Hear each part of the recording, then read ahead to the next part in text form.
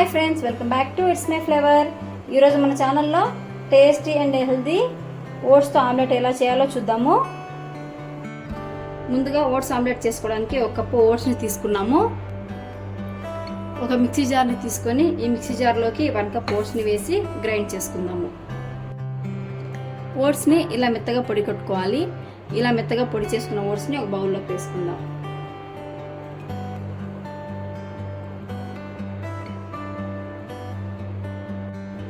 ఈ ఓట్స్లోకి ఒక 100 ml వాటర్ని యాడ్ చేసుకొని ఒక 10 minutes నానబెట్టుకోవాలి. ఇలా బాగా మిక్స్ చేసుకొని పక్కన పెట్టేసుకుందాం. ఓట్ మిక్స్ని రెడీ చేసుకున్నాం కదా, ఈ ఓట్స్ మిక్స్ని పక్కన పెట్టేసుకుందాము. ఇది నానేలోపు మనం ఎగ్ మిక్చర్ని రెడీ చేసుకుందాం. ముందుగా ఒక బౌల్ తీసుకొని ఇందులోకి 4 eggsని పగలగొట్టి తీసుకున్నాను. ఈ 4 eggsలోకి సన్నగా తరిగి పెట్టుకున్న ఒక 1 ఆనియన్ కట్ చేసి వేసుకుందాము. అలాగే 3 పచ్చిమిరపకాయలని సన్నగా తరిగి యాడ్ చేసుకుందాము. ఒక ఫుల్ టమాటోని సన్నగా కట్ చేసుకొని యాడ్ చేసుకుందాము. కొత్తిమీర సన్నగా తరుక్కొని 1 స్పూన్ యాడ్ చేసుకుందాం, సరిపోతుంది. అలాగే ఒక 1/2 spoon ginger garlic paste add చేసుకుందాము. ఒక 1/2 స్పూన్ సాల్ట్ యాడ్ చేసుకుందాము. రుచికి సరిపడా సాల్ట్ యాడ్ చేసుకోండి. అలాగే ఒక 1/2 స్పూన్ గరం మసాలా, ఒక 1/2 స్పూన్ పెప్పర్ పౌడర్. ఇవన్నిటిని అన్నీ వేసుకున్నాం కదా, ఈ ఎగ్ మిక్చర్ని బాగా మిక్స్ చేసుకోవాలి. మీ దగ్గర ఎగ్ బీటర్ ఉన్నట్లయితే ఎగ్ బీటర్తో కూడా మిక్స్ చేసేసుకోవచ్చు. బాగా కలిసిపోయేట్టుగా అన్నిటిని బాగా మిక్స్ చేసుకోండి. సాల్ట్, పెప్పర్ అనేది మీ రుచిని బట్టి యాడ్ చేసుకోండి.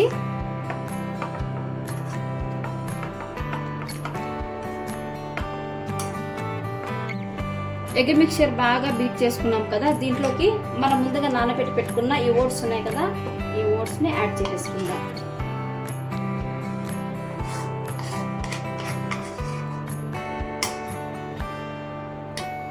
ఇప్పుడు ఈ రెండింటిని బాగా మిక్స్ చేసుకోవాలి.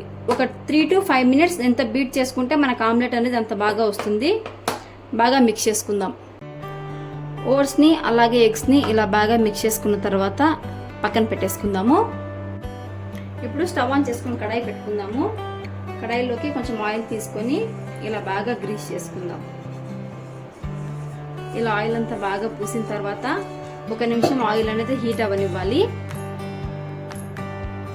ఆయిల్ వేడెక్కింది. ఆయిల్ వేడెక్కిన తర్వాత మనం కలిపి పెట్టుకున్న మిక్చర్ ఉంది కదా, దీన్ని పల్చగా కావాలంటే పల్చగా స్ప్రెడ్ చేసుకోండి, లేదు మందంగా కావాలంటే మందంగా స్ప్రెడ్ చేసుకోవచ్చు. ఇలా స్ప్రెడ్ చేసుకున్న తర్వాత మూత పెట్టేసి 2 నుంచి 3 నిమిషాలు బాగా కుక్ చేసుకోవాలి. స్టవ్ అనేది లో ఫ్లేమ్లో పెట్టుకోవాలి. 3 minutes తర్వాత మూత ఓపెన్ చేసి చూద్దాము. చూడండి, ఆమ్లెట్ అనేది ఒక పక్క బాగా కాలింది. రెండో పక్కకు తీసుకుందాం. మళ్ళీ ఒక 2 minutes మూత పెట్టి సిమ్లోనే బాగా కుక్ చేసుకోవాలి. ఆమ్లెట్ రెండో పక్క కూడా బాగా కాలింది. చూడండి ఎంత బాగా కుక్ అయిందో, రెండు పక్కల కలర్ కూడా ఎంత బాగా వచ్చింది. ఇప్పుడు ఆమ్లెట్ని ప్లేట్లోకి సర్వ్ చేసుకుందాం.